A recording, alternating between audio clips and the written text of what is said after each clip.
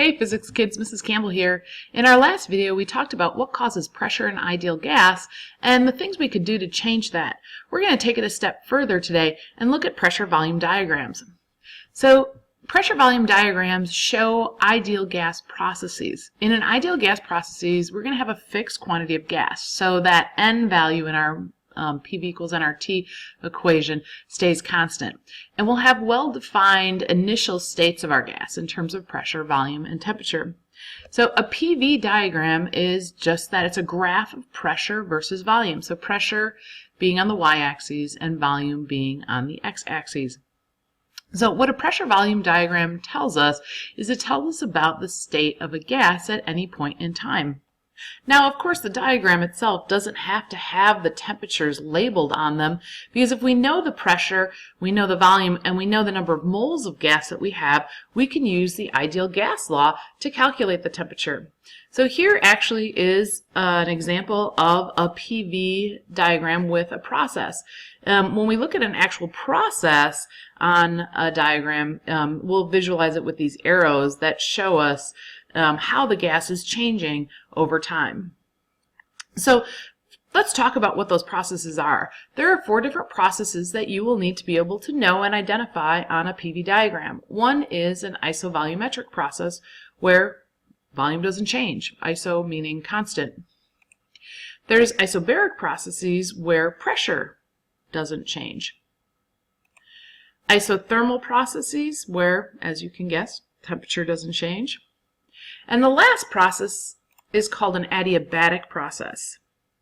In an adiabatic process, what happens is there is no heat transfer. So let's talk a little more detail about each of these processes and take a look at what they would look like on a PV diagram.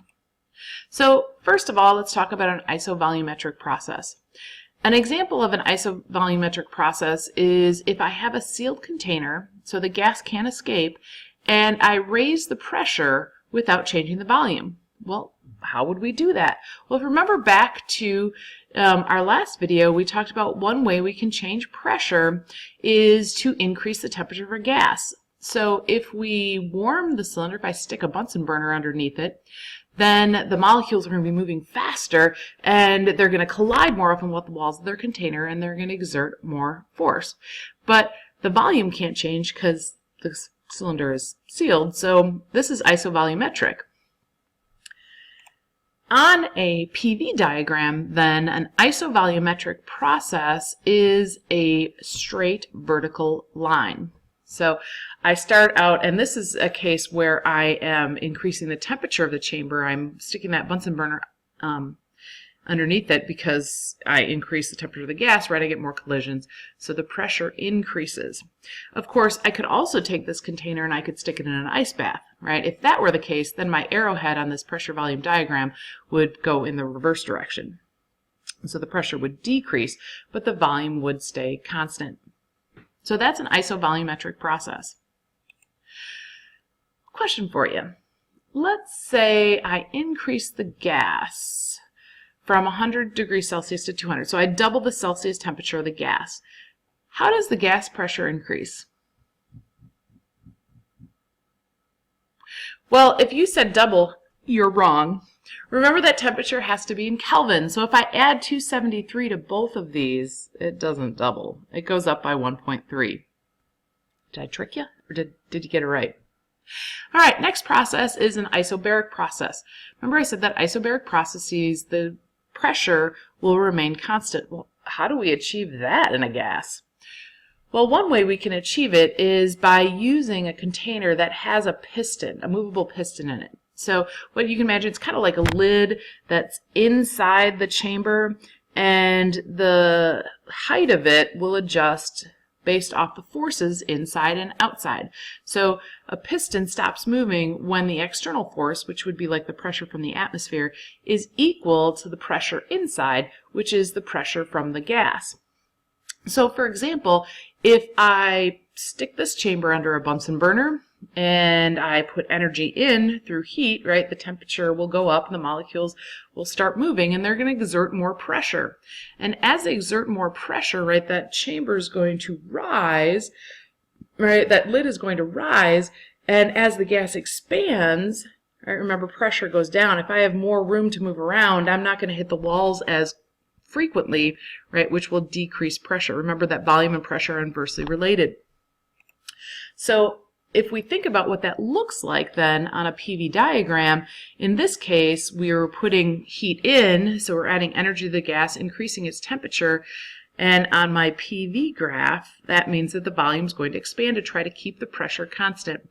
So I have a flat horizontal line on a PV diagram. Next process is an isothermal process, a constant temperature process. How would we do that? Well, if we took our cylinder of gas with a movable piston again, and we put it inside a water bath, a constant temperature water bath, or maybe it's an ice bath, and I either compress or I expand the gas. Right? If I squeeze the gas, remember we said if we decrease the volume of a gas, the molecules are going to hit the walls more frequently, and that's going to increase the pressure. So if I push this piston down and I compress the gas, we call that an isothermal compression, whereas if we expand the gas, we call that an isothermal expansion. Now, how does this look on a PV diagram? Well, if you remember from Puvnert, right, PV over T, pressure and volume are inversely related to each other. So when I put that on a graph, it's not like it's a straight slanted line. In fact, it's a hyperbola. So if we look at what that would look like here, in this case, this is a compression, a squeezing of the gas, right? The pressure is going to go up, but it's not a straight line. It has a nice little curve to it. Now, these curves actually have names. These are called isotherms. So anytime I am moving along an isotherm in a PV process, I do not change temperature. So if I don't change temperature, what does that mean about the kinetic energy of the gas? It must stay constant. All right, one more process to go. An adiabatic process. An adiabatic process is a process in which heat is not transferred. So in this case, heat, which is symbolized by a Q, is equal to 0. Well, how do you get heat not to transfer? I mean, all these processes so far, we were using the transfer of heat, which is, right, the transfer of energy, in order to change pressure, volume, or temperature of the gas. So how do we do this? How do we have a process where we have no heat transfer? Well, for example, a good example of an adiabatic process is when a gas suddenly expands. Right, and that actually is how cloud formation happens. If you can think about what's happening here, right, as warm air rises, right, the air gets less dense, and all of a sudden, poof, right, huge expansion. And that results in a decrease in temperature, and it gets so cold, right, I get ice crystals forming.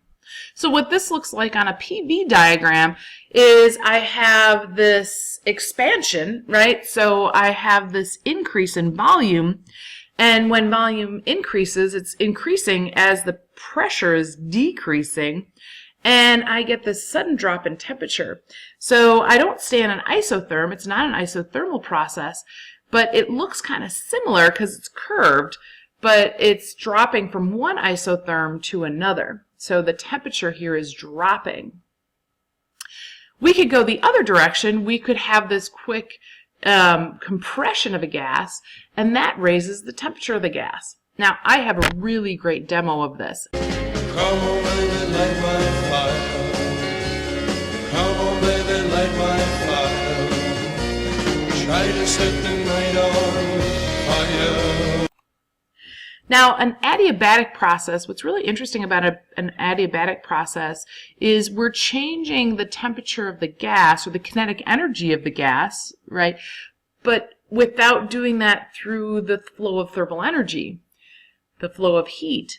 So that must mean something else is changing the energy of the gas. And if you remember back to our first thermal presentation, we talked about how do you change the energy of a gas, we had two ways, right? We had heat and we had work.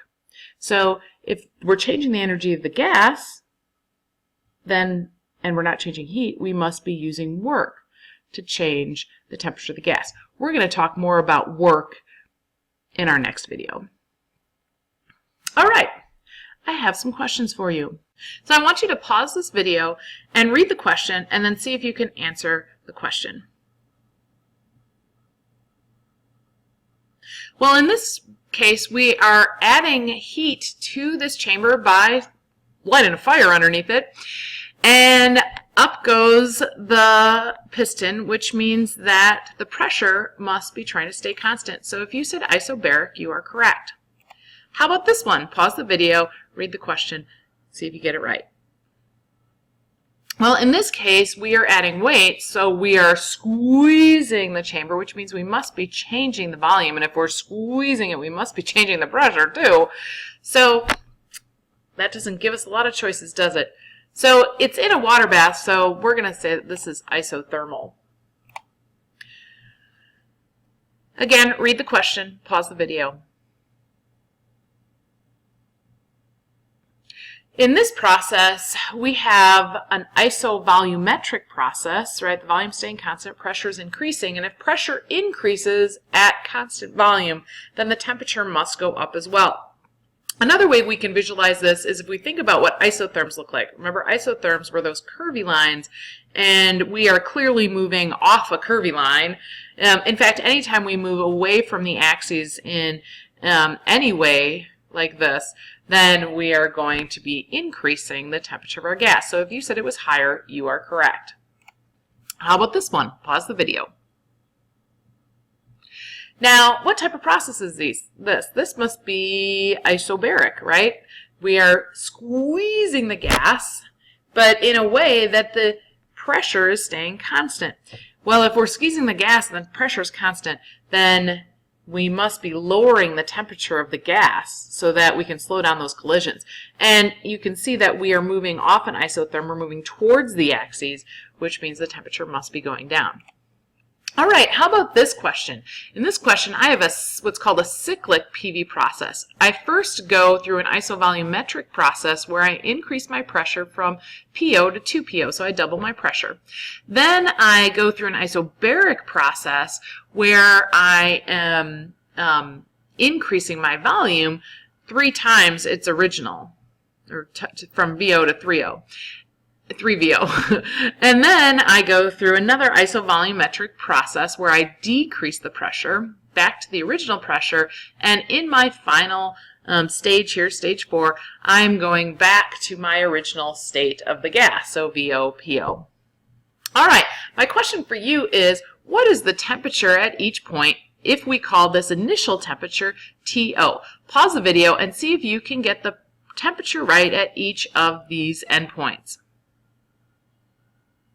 Well, remember the ideal gas law, PV equals nRT, can be rearranged so that temperature is pressure times volume over number of moles times the gas constant. And these are staying constant, right? In an ideal gas process, or in our iso process, the number of moles is staying constant. Of course, R is a constant.